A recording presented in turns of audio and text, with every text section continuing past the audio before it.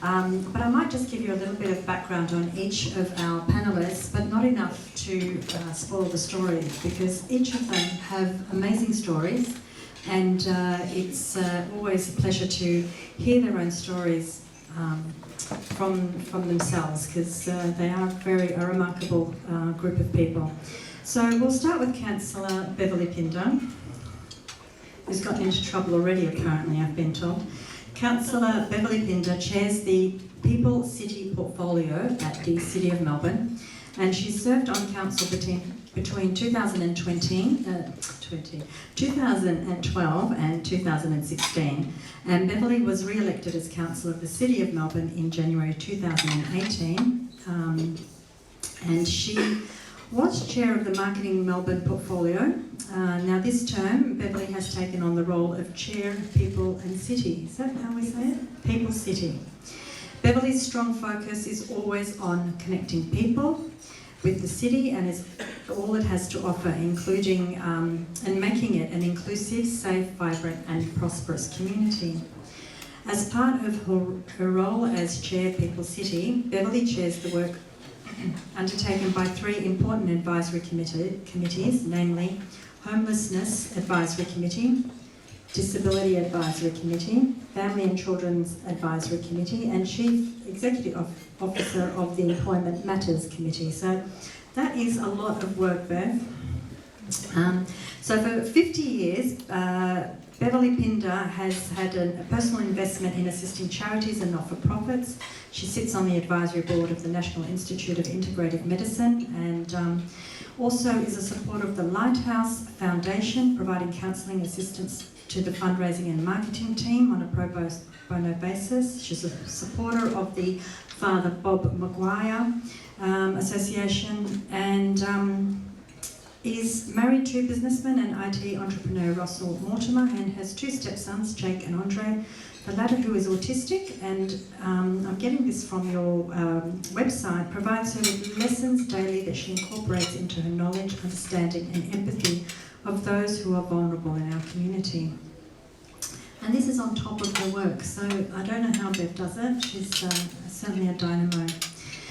Another dynamo in the making and coming up is Ella Nuriati. She's one of our Victoria University students. She's studying a Master of International Community Development. Ella is a practitioner of community development from Indonesia, and we're really lucky to have her. She's spent almost 8 years working in on the issue of HIV and AIDS in Lombok and Kalimantan. She's graduated from the Islamic University Bandung with a bachelor's degree in Islamic Community Development in 2007.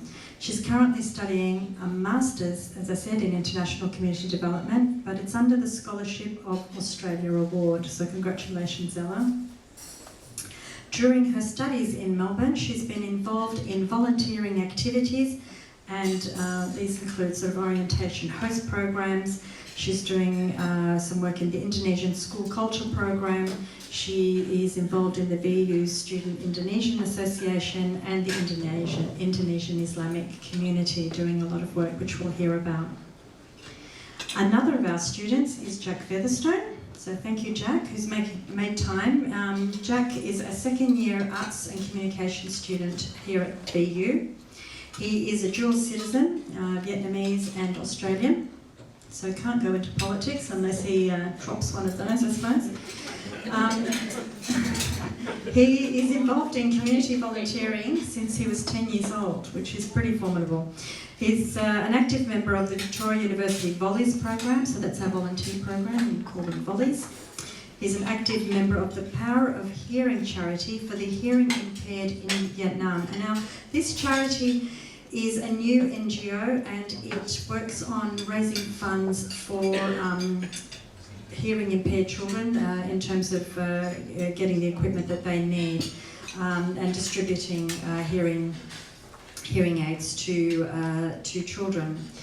Jack has also volunteered with NGOs such as Change Organisation, which is an international NGO which is focused on raising awareness on climate change and wildlife.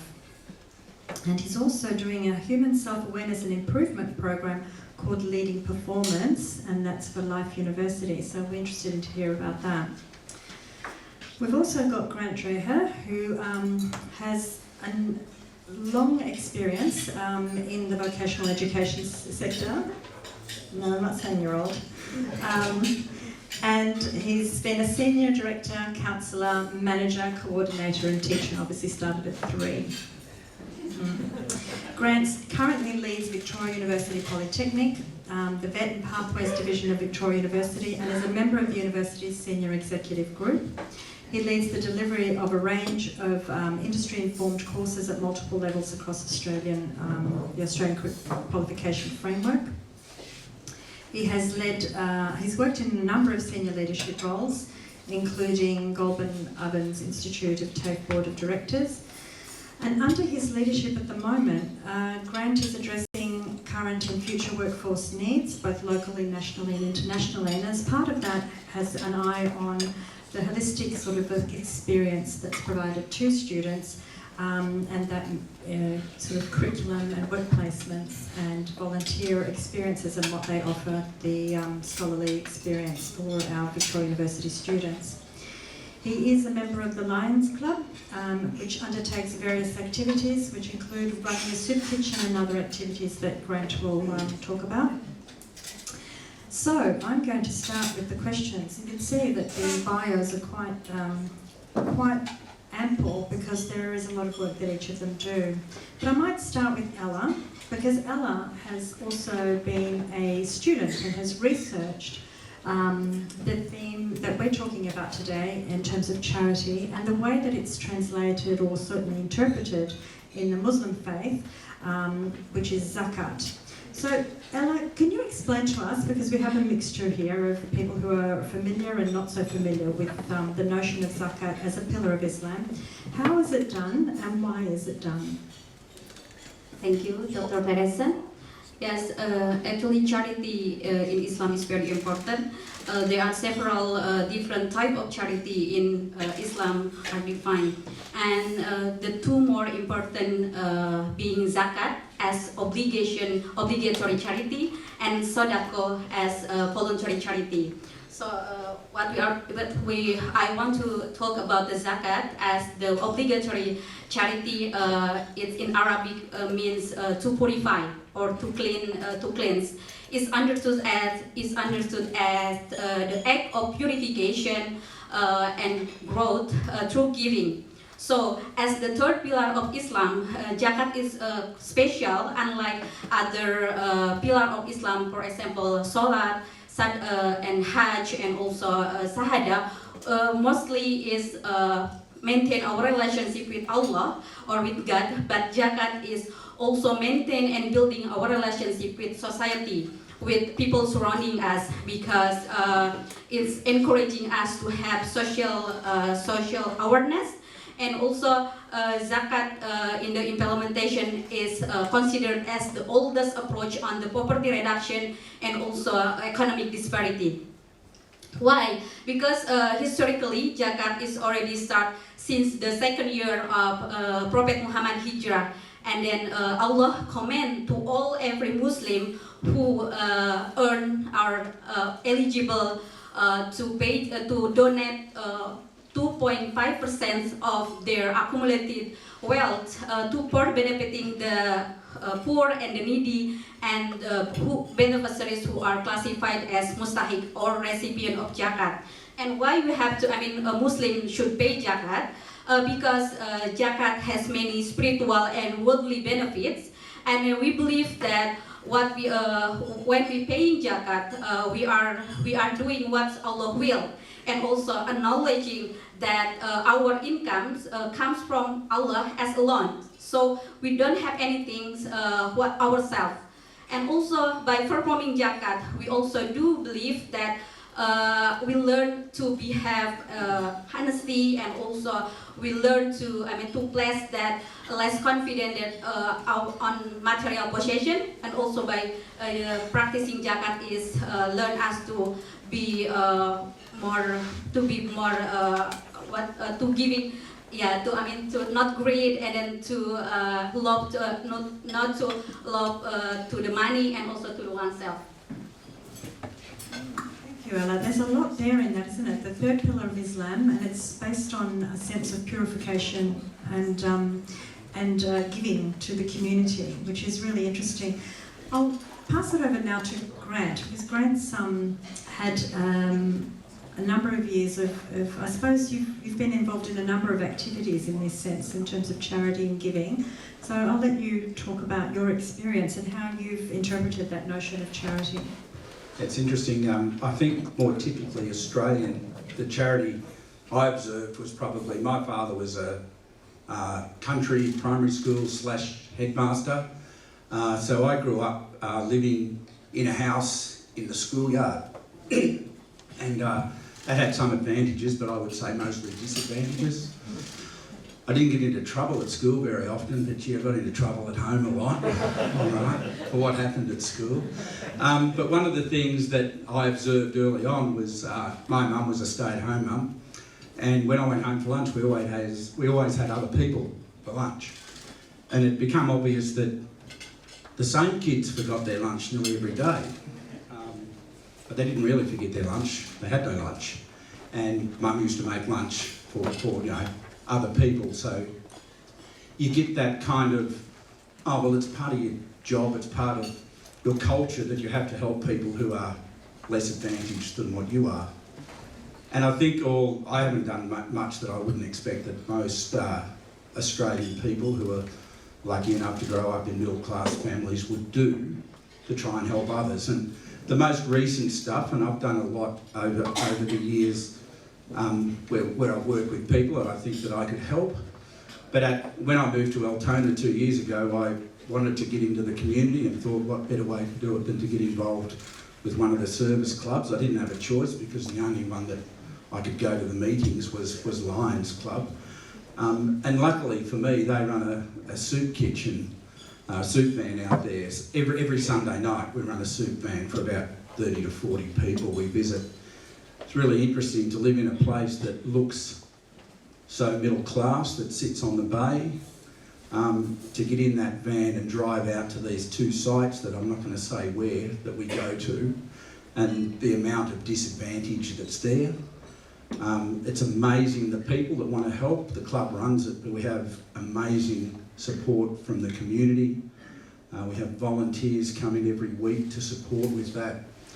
And these people are so disadvantaged living in one of the most affluent countries in the world. And I think it's important that we don't lose sight of the fact that we sit here and we're all doing reasonably well, but in our own backyard and around the corner there's a lot of people who really need our support. And you don't have to do much to make a difference. I don't think I do much. I'm fairly busy with my family and my job, but a couple of hours here and there and a little bit of work on weekends and you can make a huge difference, and it's not hard. Thank you, Grant. I think there's a fair sense of humility that's coming forth already, isn't there? But there's a lot of work that each of the panellists do, and Beverly has been, and you've already heard a bit about Beverly in the intro. Beverly, you've been involved in a range of activities that are all around the notion of charity. I'll let you explain a little bit about the sort of things that you've been involved in and what's driven you to working in that way. So thanks, Teresa, Dr. DeFazio. Sitting next to Ella, I actually feel like I've kind of transported myself back 51 years. I was born in a place called Sri Lanka, and I grew up with Muslims, Parsis, Boras, Catholics, Anglicans, the whole gamut. And I went to a Catholic school. So these are my friends in a Catholic school. Our landlady, we were very poor, and our landlady was Muslim. And I actually loved her. But I've just got it, Ella, because month in, month out, my mother didn't really have the rent. But this lady was just an amazing woman. She just kind of, we still kept living in this little house. Five children, 2 bedrooms, And I kind of felt that there was a huge amount of giving on my landlady's part, but I didn't quite understand it. And there was a love that was growing, and you know, just earlier this evening, sitting here, you know, breaking the fast, I was just back in Ceylon, you know, Sri Lanka. It just felt to me really, really natural. So I was brought up a Catholic, and I am a Catholic, and I subscribe greatly to loving each other and doing what you can for each other. I was 13 when I came to Australia. It was a dream. From the age of 2, I heard my parents converse about coming to Australia for a better life. And finally we managed to borrow the money because the Suez Canal had closed and we had to fly. So that was like about 5 or 10 times as much as coming by boat. And as I alighted from the plane at Essendon Airport, the blue sky and the huge amount of space just got me. I mean, I just thought, wow, this is my country. This is where I really want to be, because I'm going to make it here. That was the promise and the pledge I made to myself. But at 13, you know, TV was new, and there was a man on TV who really impressed me. And his name was Harold Blair. And Harold was an Aboriginal activist. He was an opera singer. And he was a beautiful man, and he really got to me because he was raising money for the Aboriginal Children's Holiday Project. And his way of doing this was to get young girls to actually enter this Junior Miss Victoria competition. And I was telling the tale earlier to gorgeous Julia. So I front up at Dallas Brooks Hall at the age of 13 and a half, 14, having raised money, $880 or $990 or something like that, washing cars, making sandwiches for my friends, doing all sorts of crazy things. I said to Joyce Snedden, a former Prime Minister's wife, Sir Billy, Mrs. Snedden, I'm here, I've got my money. She says, oh, what's your name? I told her my name. She says, no, your name's not here. I said, no, I'm here, I've got my money. And she said, oh, that's the charity section. I've got to put you in the beauty section as well. And there started, for me, not because I thought I was beautiful, but it gave me an entree to actually fostering and nurturing this desire that I had, because I spoke English when I came to Australia. So that was one hurdle I didn't have to meet. But it was the 60s and I was coloured. So that was something that I didn't know I was coloured. But 3 years after we came to Australia, we came to St Kilda, which is an amazing place in the 60s, where I was surrounded by people who needed our help, the ladies of the night. So Father Ernie Smith was my parish priest, and that was the making or the start of the Sacred Heart Mission. We didn't know what we were doing, but we would, well into the evening, sit there and open a can of soup and share it with one of these ladies and talk to them and try and keep them off the streets so they weren't going to be on drugs. So that was my early beginning with charity. So for me, it was never charity begins at home. It was charity for anyone around me. And I think you hit on something, and that is community. So Father Bob calls it communitarianism, and that's what I subscribe to. Community first. It has got to be for you first. My psychologist doesn't think that's a good idea, but that's my daily life. My DNA is about charity, and it's about charity not just about giving, but a state of being. So it's very hard for even my family to understand, but my ascent as into public relations and Miss Australia and the Miss Universe in 1978, and into public relations, my own business for 35 years, my whole reason for being is to give. And I don't just give of my money, I give of my time, and I mentor. I love, as Gary knows from the City of Melbourne, I love our international students and the volunteerism that's associated with them. So it's a whole range. I I feel like I was put on this earth. So maybe I am Muslim, because I was saying earlier to Nick, you know, Nazim Hussain and Asmina. I don't know whether you know Nazim Hussain, a gorgeous, fabulous comedian. His mother, Mumtaz, I went to school with at the age of 5 in Ceylon. And she's Muslim, and me, Catholic. And then I had a Buddhist girlfriend. And we didn't know, we were just mates. And we're still mates today. So charity to me it's a very, it's part of my inner core. And I will never ever relinquish that for anything. You know, these days I can see the constabulary over there. I work very closely with Inspector Peel, Craig Peel at Melbourne East, with regards to the homelessness, which we'll cover off later. But that's my very reason for being on this earth, I believe, and sharing. I mean, we've just come through in Sri Lanka, as you know, with a huge tragic situation. And I'm already trying to work out how we could either rebuild churches, rebuild people's lives. You know, in the tsunami hit, I did the same thing. It's really interesting, because I actually, from day one, I was an Aussie, I was Australian, because I had to be. I was coloured, so I had to prove to everyone that I'm one of you. But when this tragic situation hit on Easter Sunday, the love and the pang that I felt for my land of birth was really interesting. So my charity feelings and notions have kicked in. And you know, I haven't quite yet worked out what I'm doing, but I'm banding a few people together to see what we can do about raising some funds. Thank you, Beverly. I think the one thing with Councillor Pinder is that the energy and the drive with which she speaks is actually what you see is what you get. So I think you touched on an interesting topic. It's sort of the sense of who you are.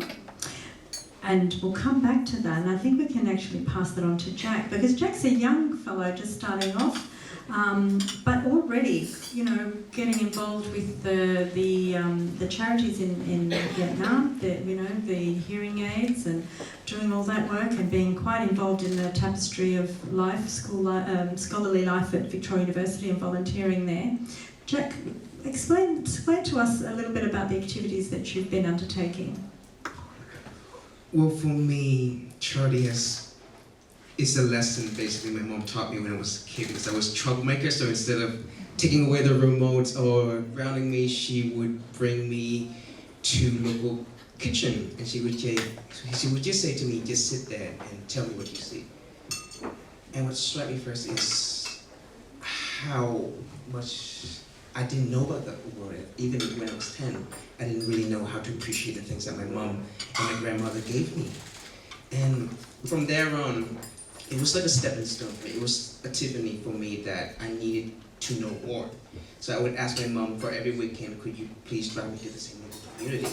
And from there on, I loved being there. I loved being present for everybody around me. I loved the stories they tell me, the skills they taught me, and I still apply those skills and those experiences to everyday life activities here in Australia as well. And one of those days, suddenly this girl out of nowhere come up. She tapped me on the shoulder. She said, "I want to make a difference, and I think you can do it." And that was Faye Nguyen. She's a really good mate of mine. She's in the US right now. And what struck me was, I was 16 at the time, and she was 18. And she said, "I want to start an organization to help hearing impaired children." And I was just dumbfounded. I just looked at her, and I couldn't believe what I'm hearing. This is an 18-year-old Vietnamese children, because in Vietnam, the younger generation has fallen to a degree that we don't really be aware of social issues anymore. So for me, when an 18-year-old tell me this, I was just dumbfounded. And it took some persuasion from my mother, because obviously I was in 16, it was a big stepping stone for me to high school. But she said, you do what you want, you fight for what you believe, and I got on board. So from that point on, me and Faye gathered a weird bunch of oddballs.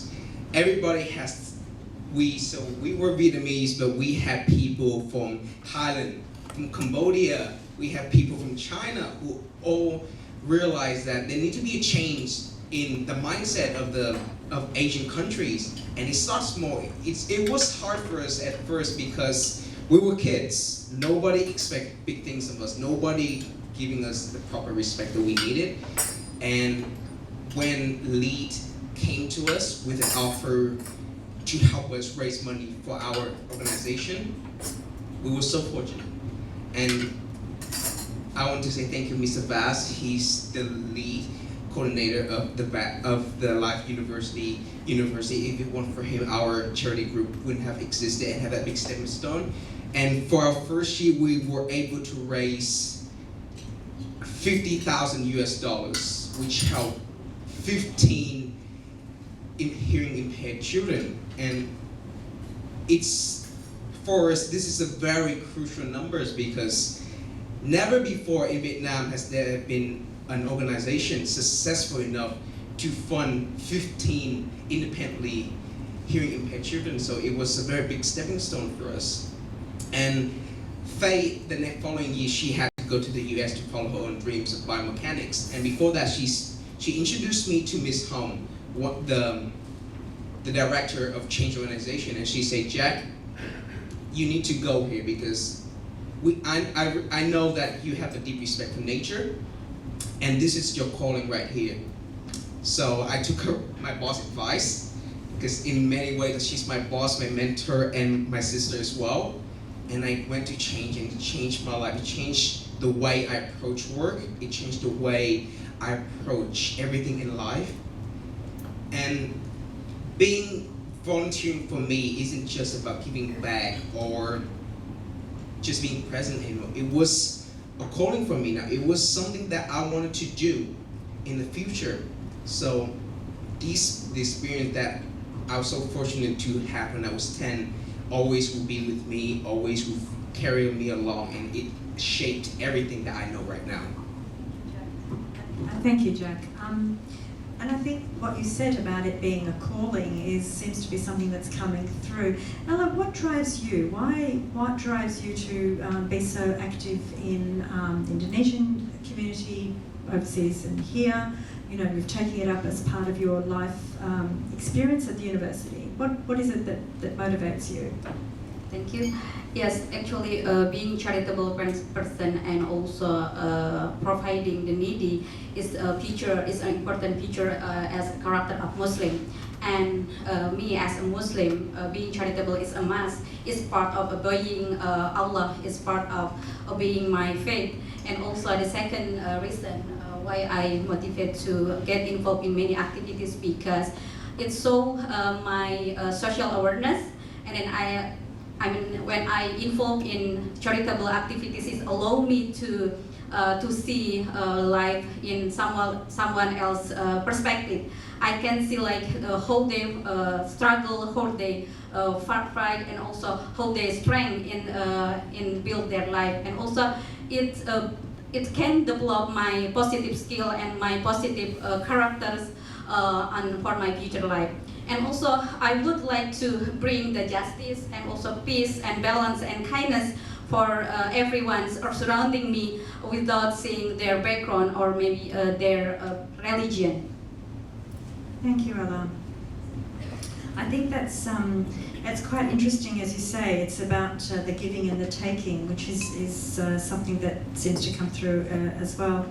Beverly, just briefly, I know because you've got so many activities as a counsellor and you've been a counsellor for a number of years, but in terms of the council's work in the community and the notion of charity and care for and in the community, can you tell us a little bit about the council's work in terms of, how is it that Melbourne is defined by its actions, from your perspective as a counsellor in regard to the notion of charity? Well, it's a great city, isn't it? It really is. One of the reasons I did come back, I had a choice whether I came back to council or not.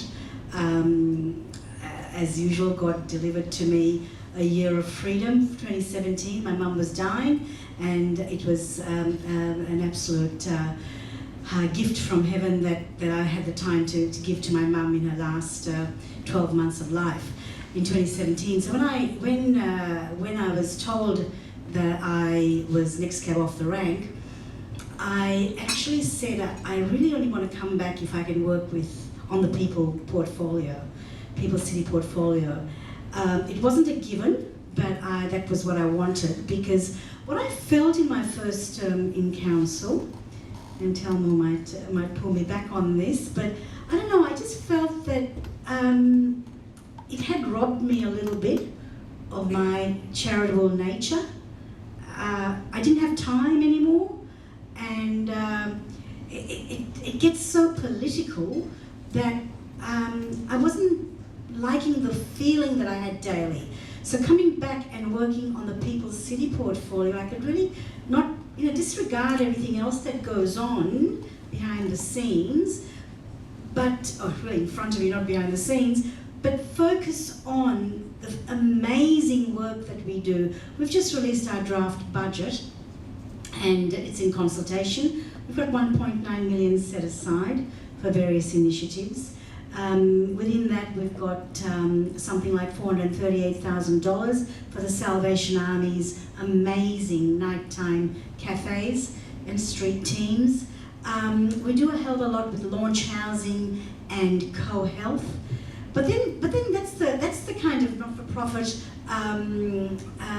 space of charity. But then just tonight, and I've forgotten your name. I'm sorry. Ajit, one of the first people I met tonight, and he's got this amazing foundation, but it's out in the northern suburbs. I said, well, let's try and find a way. Let's try and find a way for us to support you. First thing you need to do is really enter the Melbourne Awards, and let's try and get your name out there. Then I can follow up with some advocacy on his behalf, because what he's doing is great for the Indian community. Just on the cultural side, Julia, who's the honorary consul for High Tea. Well, we work very closely with the consuls general, and festivals is one of the big things, multicultural festivals.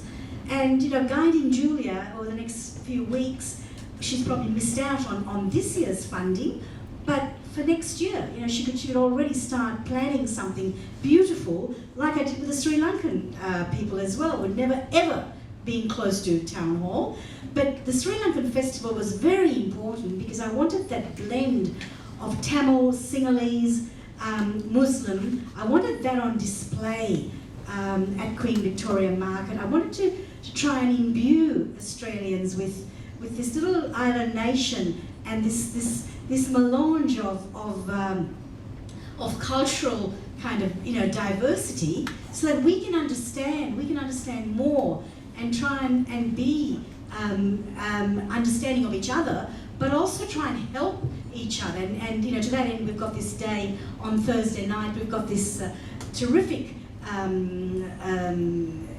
forum, really, that Teresa and I have worked on. It took me 16 months to get councillors staff to understand what I was really wanting to do. And I wanted to put on a platform like this people who could talk about diversity and engagement with each other, and just those linkages that we can form. So council, we do a lot. Our town hall is available for community use. Gary's shaking his head there. Anything that I'm missing out on, Gary? We released or launched storage lockers at the Salvation Army the other day. Now, Brendan Nottle then whispers in my ear and says, geez, it'd be great if we had a washing machine and a dryer. Then we could ensure that 130 clients would have clean bedding every night. Well, not to be deterred, I'll tell you what, and this is a commercial washing machine. So the first thing I do, I come back to the office, to Town Hall, and I spread the word. And Susan Riley, Councillor Riley, tells me she's having lunch with this very wealthy woman. I said, $15,000, that's all I need. Anyway, we got her in, and she signed the check on the spot.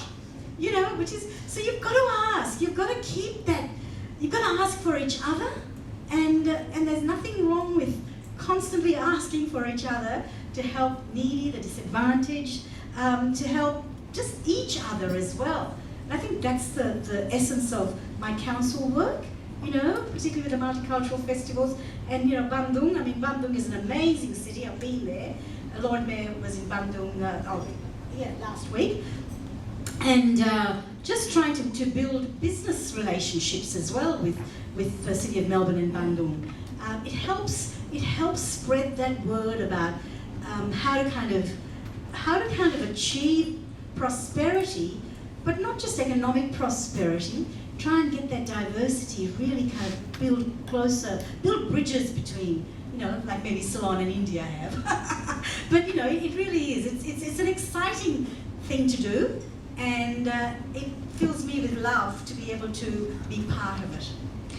It sounds, Melbourne's quite well placed, isn't it? As you said, because there's this diversity, because there are so many perspectives and so many ways of attacking certain issues and coming together. It sort of has a bit of an energy about it, and that sounds like the City of Melbourne is harnessing that energy and putting a vision to it and driving it. So we're very lucky, and the fact that you've got things going so quickly is terrific. Thank you, Bev. Coming now, we've got community and citizenship, we've got our youth. Coming now to education, in terms of the role of education.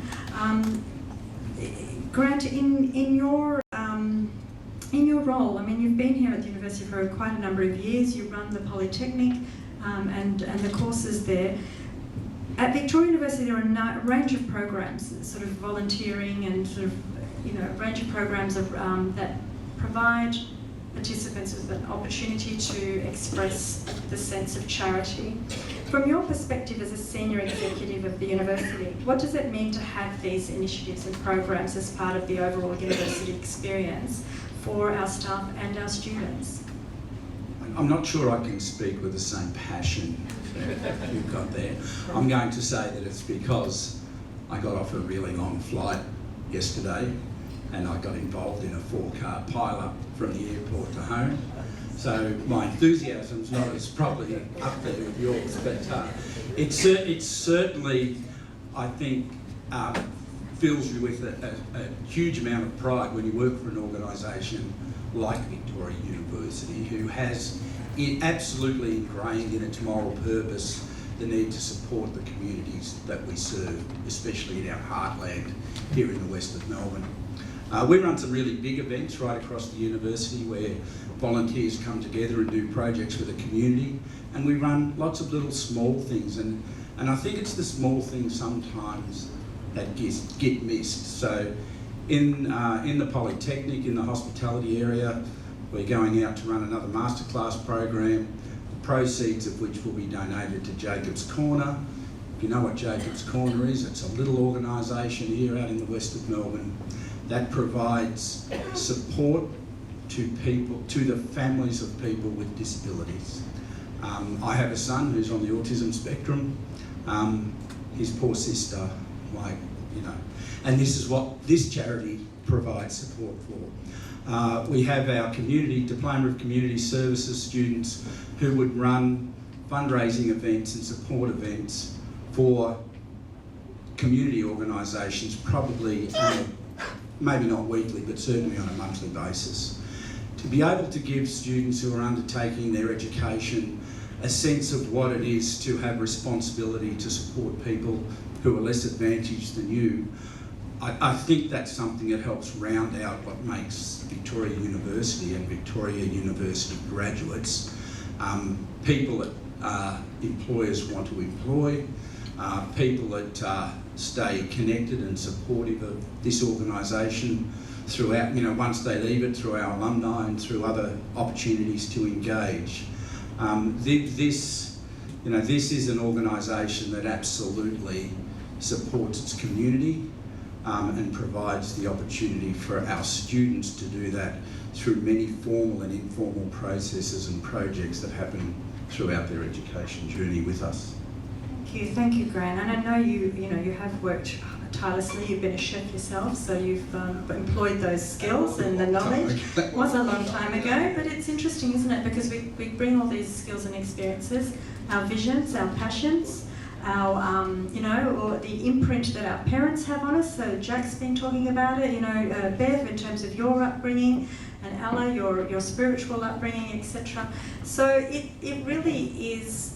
I think someone said it here before, you know, it's something that drives you, and it's sort of a little fire inside the belly, isn't it? And there's a Scottish saying, you know, we often hear charity begins at home, and the Scottish says, Scottish ad, I can't do the accent, but the Scottish ad, and it shouldn't end there. Okay, hopeless. I can do the Italian version if you like. But you know, I think that sort of encapsulates it. You know, we do have to start at home. It's all about how we interact with whoever we have in our smallest sort of circles, our intimate circles, and how we interact with the community.